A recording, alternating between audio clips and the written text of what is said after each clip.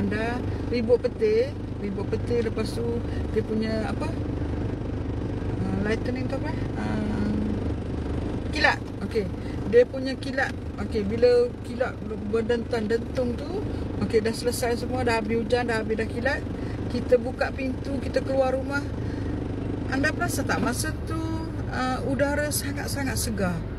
Sebab apa? Tu salah satu cara Allah membersihkan bumi.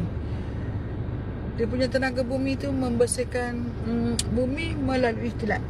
Jadi bila kita keluar tu, kita rasa fresh sangat. Kita rasa macam udara dia sangat-sangat segar. Maksud tu adalah tenaga bumi. Okey, macam mana tenaga bumi ni dimasukkan dalam ni, dalam BC300 menggunakan teknologi PCR. Okey, saya tak nak bercerita sangatlah pasal info produk ni, sebab Jasmine, setiap hari Jasmine akan ceritakan kepada anda tentang info produk.